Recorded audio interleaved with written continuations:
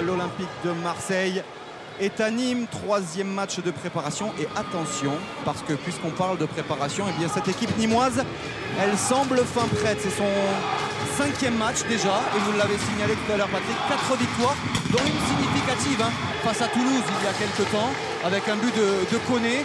C'est déjà une vraie valeur étalon pour les Marseillais. Effectivement, parce que face au TFC, les Nîmois ont mis d'entrée de jeu un gros pressing, ont baladé les Toulousains au cours de la première demi-heure, ont logiquement mené au score. Ils ont mené la vie dure à cette équipe de Alain Casanova. C'est un vrai test pour les Marseillais, parce qu'après une période très difficile, comme vous l'avez annoncé, à Crans-Montana au niveau physique, et il s'agit aussi d'acquérir un capital confiance du côté marseillais. Et même si c'est des matchs de préparation, eh bien, il faut absolument aussi l'emporter. Parce que je vous le rappelle, match nul étriqué à la dernière minute avec ce but de Loïc Rémy à la 93e. Défaite face à une belle équipe du Benfica. Mais c'est vrai que ce soir, les Marseillais devront s'imposer pour pouvoir travailler sereinement. Allez, on va découvrir la composition de l'Olympique de Marseille. Je vous le disais donc, savant mélange de jeunesse et d'un peu plus d'expérience, notamment avec, vous en avez parlé, Aloé, avec Abdullah, avec Amani. C'est intéressant. C'est intéressant, ce sont ces joueurs qui ont une carte intéressante à jouer. Ils ont réussi à être bons. Abdullah notamment dans l'entrejeu, Aloé au poste de latéral le gauche, Amani qui a des faux airs de Hatem Ben Arfa. Il faut qu'il dépouille son jeu et qu'il se concentre uniquement sur son ballon. C'est vrai que les cadres tels que Gignac, Rod Fanny dont c'est le retour et Brasiliano seront chargés de les encadrer. Voici aussi la composition nîmoise avec Stéphane Dalma qui s'est engagé avec Nîmes cet été. Et puis devant, il faudra surveiller, c'est Douconé. 21 buts la saison dernière en national, la perle ivoirienne. C'est vraiment un joueur très intéressant dans ses déplacements. 4-2-3-1 face à un 4-2-3-1. Une belle rencontre en perspective.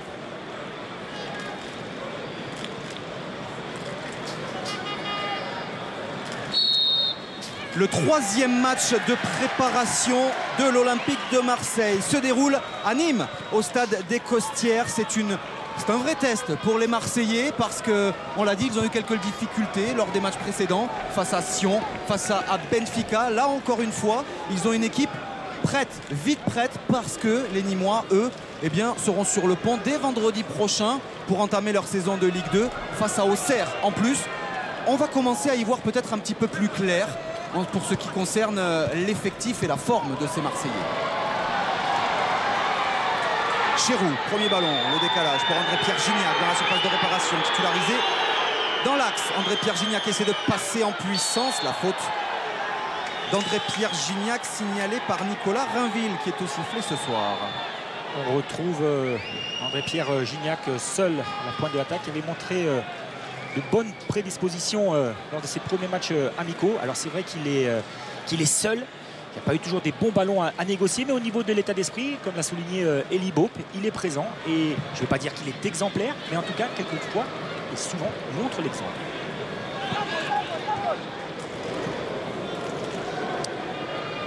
Elie Bope qui nous confiait d'ailleurs, juste avant cette rencontre, que bien sûr, il a une équipe quasi complète sur le flanc, le nouvel entraîneur olympien, mais ça lui permet aussi d'évaluer, de jauger cette jeunesse à l'image là de Baptiste Aloé. C'est vrai que y a de la qualité et ils n'ont peut-être pas souvent l'occasion de le montrer, les jeunes de l'OM. En préparation là, avec tous les internationaux qui ne sont pas encore là, ils ont là les moyens de le faire. Il faut surtout qu'ils aient conscience qu'ils aient une vraie opportunité pour eux. Bien sûr. Aussi jeunes, d'être lancés dans le grand bain par un coach qui fait confiance aux jeunes.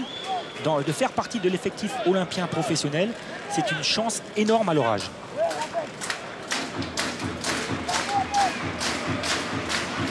Et le premier coup franc intéressant en faveur de Nîmes pour aller mettre le danger devant les buts de Gennaro Brasiliano. Frappé par Améou.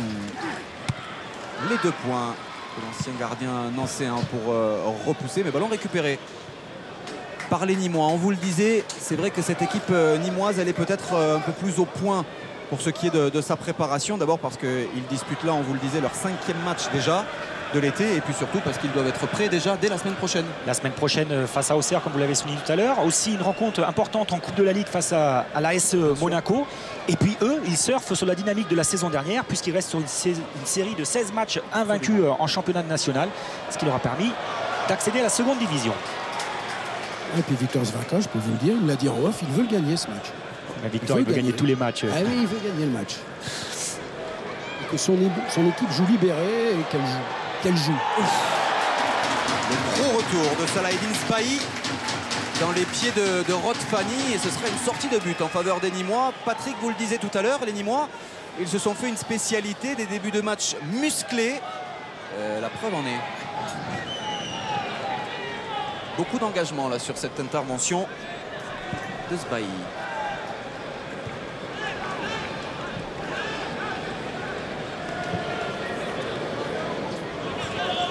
La charnière marseillaise est donc composée ce soir derrière de Daouda Mbo et de Leti Ndiaye. Et Leti Ndiaye qui, du propre aveu d'Eli Bob d'ailleurs, fait partie des belles surprises de cet été, parce que vous le savez, hein, Leti Ndiaye, ça fait très longtemps qu'il est à Marseille, depuis 2004 maintenant, et il a été prêté, encore prêté quasiment tous les ans, et tous les étés il est là, il joue un peu lors des matchs de préparation, mais là cette année il semble avoir tapé dans l'œil d'Eli Bob.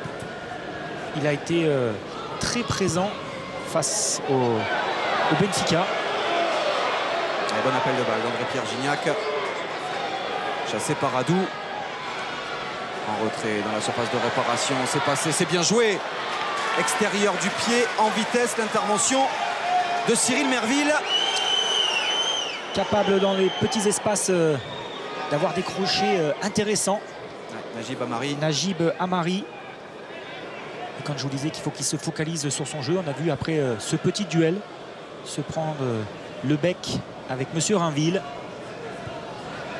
Et Najib Amari qui vient de signer un professionnel, un contrat d'1 an reconductible 2 saisons. Lui qui aurait pu bien partir en Allemagne, en Angleterre. Il y avait des contacts visiblement, parce que de l'aveu de tous, c'est un vrai talent ce jeune Amari. Il a préféré, après mûre réflexion auprès de ses proches, de sa famille, rester à Marseille et signer son contrat professionnel ici. C'est certain qu'il a du ballon dans les pieds. Ce qui va m'intéresser ce soir à titre personnel, c'est de voir son replacement aussi défensif, parce que ça manquait un petit peu de complémentarité avec Aloé lors du match face au Benfica, où le jeune latéral était souvent seul face à 2 adversaires directs. Donc voir si il va faire l'effort nécessaire dans le replacement. Najib Amari. Alors, Malfitano pris par le milieu de terrain nîmois, la faute. Les conditions parfaites, hein, mais il fait chaud, messieurs, vous le savez, et un terrain qui est arrosé, mais vous regarderez au milieu, là où se situe l'action en ce moment, il y a quelques zones un petit peu très grasses. Il faudra faire attention. Mais autrement, des conditions parfaites.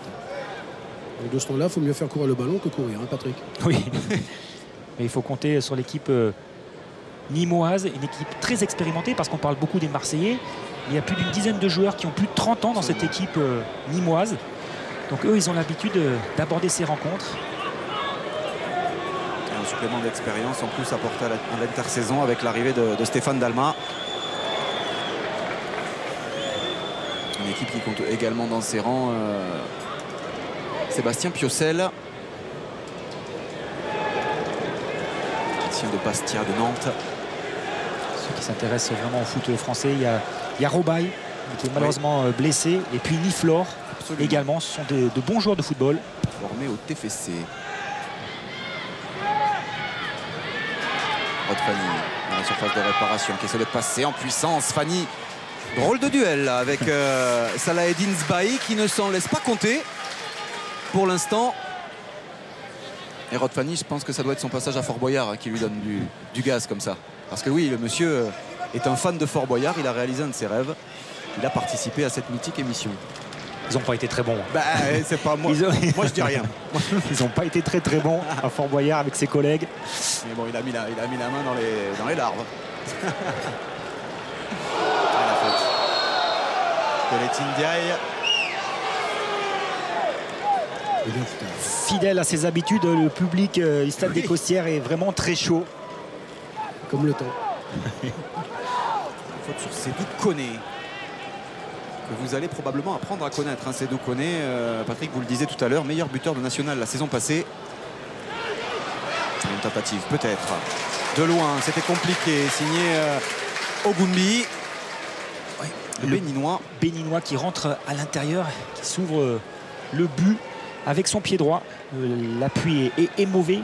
Il est complètement déséquilibré au moment de sa frappe, ce qui explique qu'elle soit écrasée.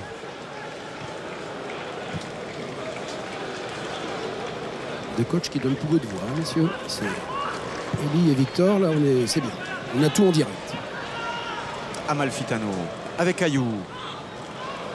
Et André Ayou, c'est un match important pour lui parce que c'est aussi un grand retour. Rappelez-vous, l'année dernière, il avait été fin avril opéré de l'épaule alors qu'il avait souffert toute la saison. On se rappelle de certaines images en pleine rencontre où il se déboîtait cette épaule et où on la lui remettait sur le terrain. Il continuait au courage. À un moment donné, il fallait dire stop. Il a donc été opéré. Il n'est pas encore à 100%, mais il est sur le chemin du retour, André Ayou.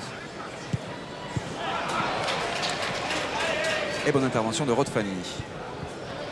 Kabula, c'est bien joué. Morgan Amalfitano, Fanny. Qui demandait, qui a appelé l'appel de balle pour Gignac. Servi.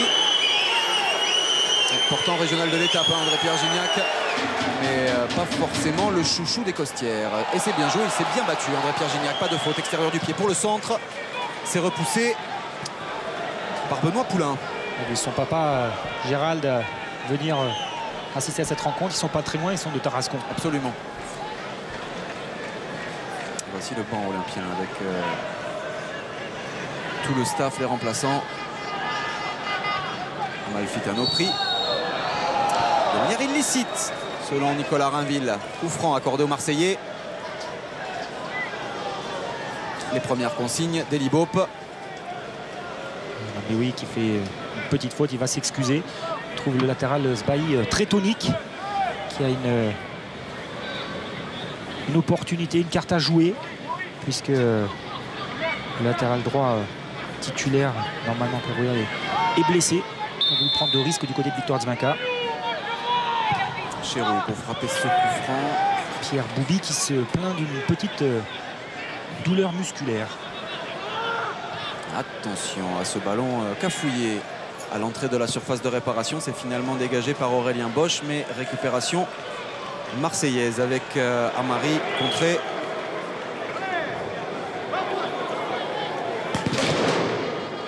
Ballon repoussé par le capitaine Benoît Poulain. C'est bien joué, c'est laissé passer de la part de Seydou Koné pour Bénézé à l'opposé pour trouver Ogunbi.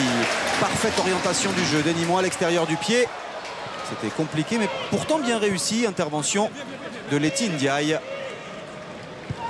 Raphaël Abdullah qui a cette particularité de ressortir des ballons très propres. Hein. C'est ce jeune joueur que vous voyez. Wow, c'est bien joué.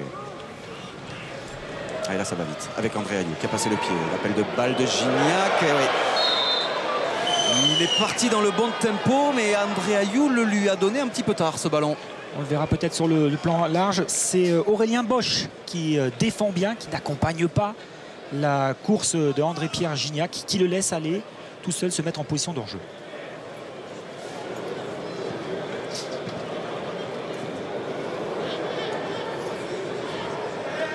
Début de match assez plaisant en tout cas, et un des premiers renseignements reste quand même que cette équipe de l'Olympique de Marseille est un petit peu plus séduisante que ce qu'elle a été lors de ses deux premières entames de match en tout cas. Au niveau de la conservation. Une certitude, Sébastien, dans votre analyse, c'est que ce soit le Benfica ou que ce soit Sion, ils étaient en avance physiquement sur l'équipe marseillaise. Et puis, il y a des automatismes à trouver, il y a une nouvelle dynamique à mettre en place. Il y a beaucoup d'explications qui fait qu'il y a eu beaucoup de différences entre les deux matchs précédents et cette entame de match pour le moment marseillaise. Ouais, parce que Patrick, ce sont que les Marseillais n'ont pas les mêmes jambes que lors des deux premiers matchs. Hein. Oui. C'est plus tonique, il y a du rythme. Moi, je suis un peu surpris par le rythme, par la chaleur, et il y a du rythme. Pour l'instant, comme l'a dit Sébastien, c'est plaisant.